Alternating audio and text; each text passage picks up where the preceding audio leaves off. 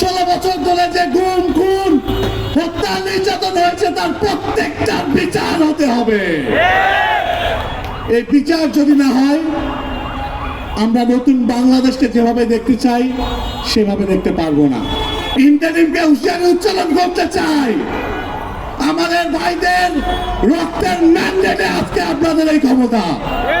আপনারা যদি আমাদের ভাইয়ের রক্তের বিচার বাস্তবায়ন করতে না পারেন, খুনি ফ্যাসিস্ট হাসিনাকে এই বাংলাদেশে ফিরিয়ে এনে যদি তার ন্যায্য বিচার বাস্তবায়ন করতে না পারেন, আপনাদেরকেও আমরা এই বাংলার জমিনে বিচারের মুখোমুখি করবো ইনশাআল্লাহ। ভুলে যাচ্ছে আমাদের যে সকল ভাইরা রক্ত দিয়েছে, শহীদ হয়েছে, তাদের বাবা মায়ের যে দোয়া, এই দোয়ার কথা তারা ভুলে যাচ্ছে। আমাদের জীবনের একটা বড় লক্ষ্য ছিল, একটা স্বপ্ন ছিল, খুনি হাসিনার পতন আমাদের নিজেদের চোখে দেখা। আমাদের একটা স্বপ্ন ছিল শাপলা চত্বর অথবা এই শাহবাগে নারায় তাকবীর স্লোগান দেওয়া। আমরা আল্লাহর অসীম মেহেরবানিতে আমাদের সেই স্বপ্ন বাস্তবায়ন করতে পেরেছি। এই নতুন বাংলাদেশে দীর্ঘ 16 বছর ধরে যে গুম খুন হত্যা নির্যাতন হয়েছে তার প্রত্যেকটার বিচার হতে হবে। এই বিচার যদি না হয় আমরা নতুন বাংলাদেশকে যেভাবে দেখতে চাই সেভাবে দেখতে পারবো না। আমরা ভুলে যাচ্ছি লড়াই সংগ্রামের ইতিহাস।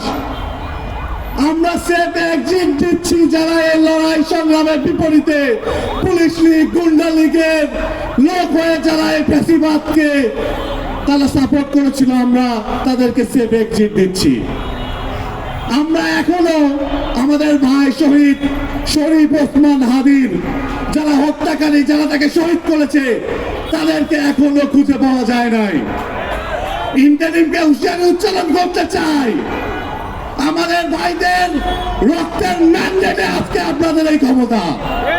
আপনারা যদি আমাদের ভাইয়ের রক্তের বিচার বাস্তবায়ন করতে না পারেন, খুনি ফ্যাসিস্ট হাসিনাকে এই বাংলাদেশে ফিরিয়ে এনে যদি তার ন্যায্য বিচার বাস্তবায়ন করতে না পারেন, আপনাদেরকেও আমরা এই বাংলার জমিনে বিচারের মুখোমুখি করবো ইনশাআল্লাহ। আমাদের শহীদ মনসুর ভাইয়ের জন্য আমরা দোয়া করি, আল্লাহ রাব্বুল আলামিন তাকে শাহাদাতের সর্বোচ্চ মর্যাদা দান করুক এবং একই সাথে তাকে শহীদ করার পিছনে, হত্যা করার পিছনে যারা নির্দেশদাতা, যারা নির্দেশ পালনকারী, তাদের প্রত্যেককে ধরে নিয়ে সর্বোচ্চ শাস্তির মুখোমুখি করতে হবে। এরকম অসংখ্য ভাই আমরা হারিয়েছি, আমরা তাদেরকে ভুলে যেতে পারি না। আমরা কি তাদেরকে ভুলে যাব? আমরা প্রত্যেকটি আন্দোলন সংগ্রামের ইতিহাসকে জাগ্রত রাখতে চাই।